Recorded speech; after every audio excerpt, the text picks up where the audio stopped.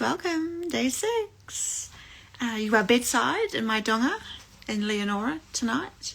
I'm travelling for work, and yes, I'm coming to you at 5 p.m. tonight because I do have dinner with some work colleagues. So tonight's topic, sober curious. Welcome.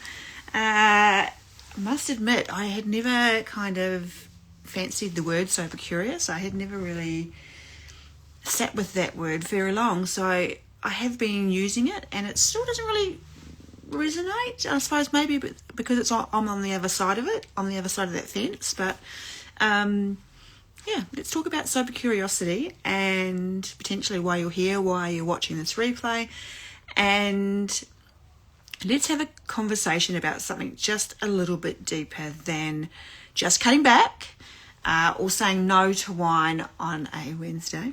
Is it hump day today? I'm pretty sure it's Wednesday. And today we're going to be talking about self-respect and control and confidence, and how choosing to pause. So if you've followed along, you'll know that I have a method called the Pause, Feel, Connect method. Choosing to pause and really check in and honour our values is one of the most powerful things that we can actually do to build confidence and trust in ourselves. So self-trust. Sober curiosity is not about control. It is not about willpower. It is about connection, and mostly self-connection to your values, to your needs, to your future self. And for so many of us, like I said before, midweek drinking is less about willpower, and it's really about trying to meet a very, very real emotional and energetic need with tools that, with new tools, right? Without having to use wine or any other type of buffering that gives you a net consequence in your life. So when we've spent years and years overriding our signals, and again, I've been drinking since I was 15, so of course I've been overriding this for as long as I can remember. When you're ignoring your tiredness, when you're ignoring your people pleasing, when you're ignoring disconnecting from your body, it really becomes easy to quit, right? We quit on ourselves. Not because we're lazy, not because we're broken, but because our nervous system has really learned that self-abandonment equals survival. If you have grown up in chaos, and this is how childhood felt for me, where you learned to fawn or just keep your mouth quiet, or maybe you had to please people, or maybe you had to achieve to impress people, or stay on, like always look busy to be safe or to be accepted, then you may never have been taught the skill of resting without guilt, the skill of sitting with discomfort without fixing it, the skill of saying no without fear, the skill of prioritizing yourself without feeling selfish. So when you say that you're taking a break from alcohol just midweek, and then that rolls around, hump day, happy hump day, and stress hits, you are not failing. You are just reverting to the most familiar thing and the most fast-acting coping tool you know. And that is simply reaching for a glass. And it feels like it's on autopilot. It feels like you have no control over it. The drink isn't about the drink. It's about what it gives you. It gives you relief. It gives you permission to stop. It gives you a moment's peace. It is the sense of, I deserve this moment to myself. Like everyone, zip it. Or maybe it's the opposite, right? You want more connection, so you use alcohol for the fun, for the people, for the laughing, for those types of things. My own personal story with cutting back drinking, or just with alcohol in general, was that I really noticed a couple of years back that I was out of integrity with myself. So as a coach, my highest values were integrity. They were honesty, bringing people together, adventure, wealth, health, communications. There's a lot of values in there, right? And a lot of broad ones. But when I realized that I wasn't, I kind of woke up one day and I just got sick of feeling like ass. But I realized that I wasn't living in alignment with them. And when I looked at what was in my calendar or how my day was being set up or how I was, showing up in my life, I had really noticed that I hadn't slowed down long enough to actually listen to myself, to hear what my body was trying to tell me. The integrity piece, I was not being, I was a coach and I was over drinking and telling myself like I should know how to sort this out. And I could not think my way through it. So I knew that there was a disconnect there between the person that I wanted to be and the person that I was showing up as a coach. I was not being honest with myself and how I was really feeling. I was using alcohol to belong in groups that maybe weren't for me, right? Or I was in relationships with other people that maybe they weren't the right ones, but I was using alcohol as a way to belong. I was complaining that I was never going anywhere, and of course, when I looked at my bank balance, certainly my wealth wasn't going up; it was going in the opposite direction. And yet I was prepared to spend $300 to $400 a week on alcohol and ciggies and entertainment. And this isn't to judge or to shame anyone, but simply, when I looked at if I was living in integrity with my values, it was like a big, it certainly was not. I was health conscious, and yet I was hungover. I was swapping calories. I was swapping food calories for alcohol calories. Tell me who doesn't do that? We work out, we go to the gym, we go walking, and then we come back and we celebrate with some alcohol. And then the one person that I wasn't really communicating with, so I hang my hat on being a strong communicator in my relationship now. I never used to be, but now I am. And yet the one relationship that you are always going to have, the one relationship that always belongs to you, that is always yours, that you can control, is the one that you have with yourself. And I was not communicating with myself. So when we honor what's really going on inside of us, we stop reaching for quick fixes. And that's the piece where you can actually start to build real confidence, knowing that you've got your own back.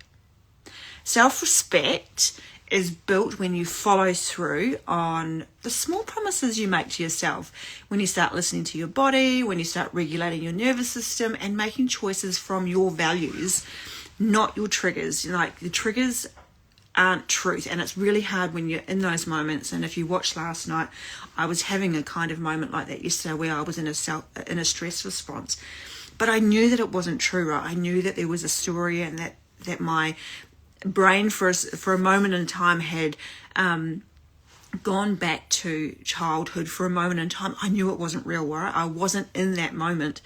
Interesting enough, I listened to a book called What Happened to You, and they talk about the lower brain and the fact that it's not able to tell time. So it's your prefrontal cortex that attaches, that has time and that's planning and that has the executive function, right, of our thinking.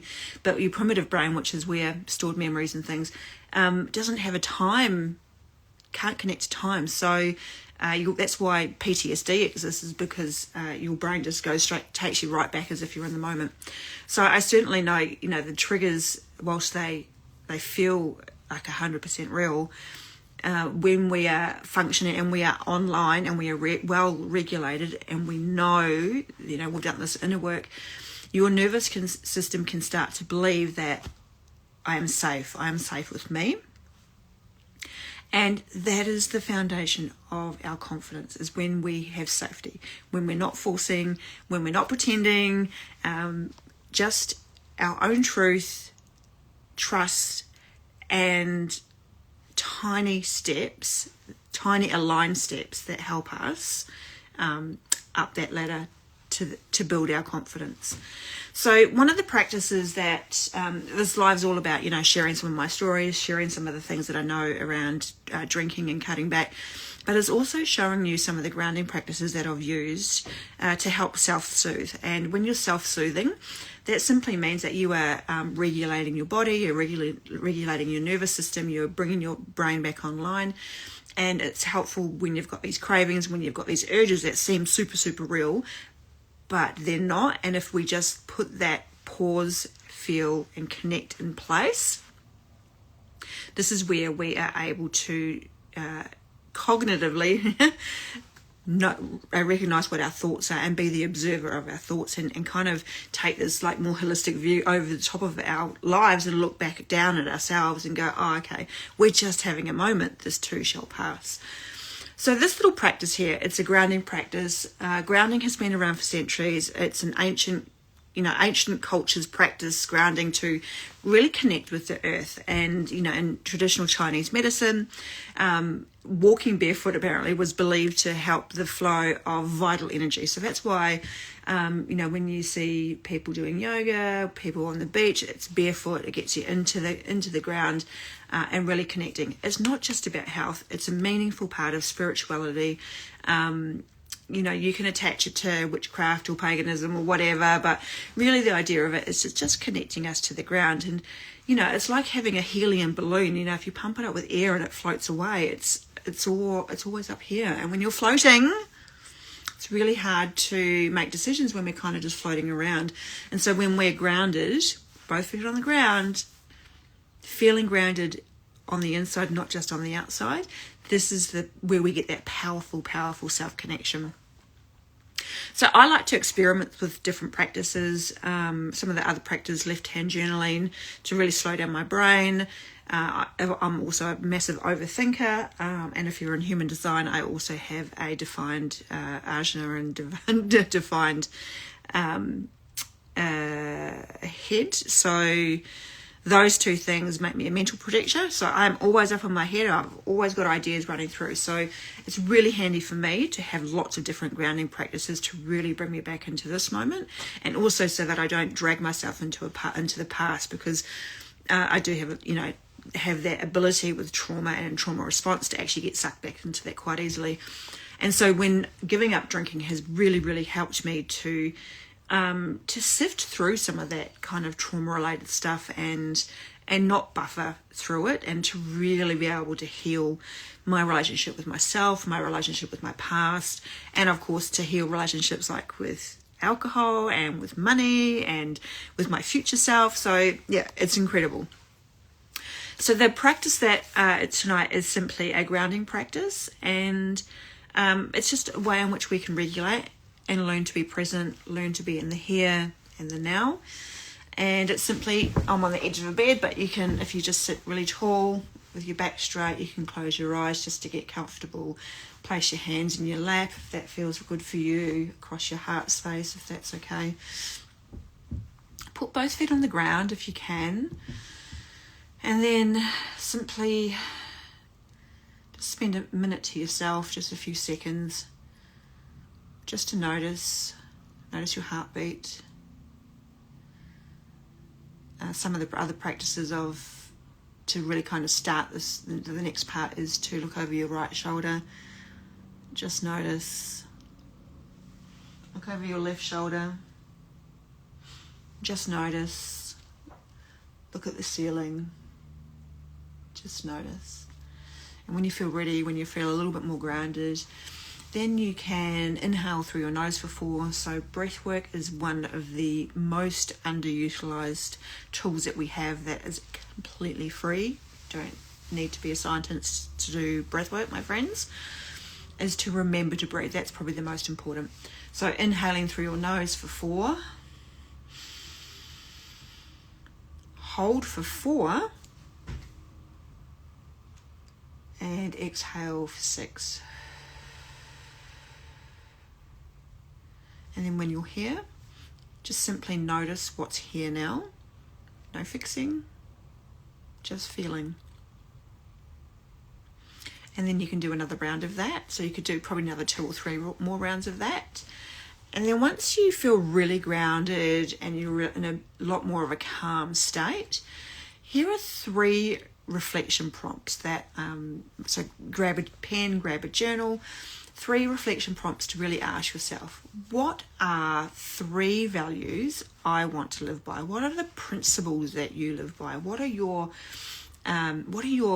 North Star? What is your GPS point, right? What are the 3 values?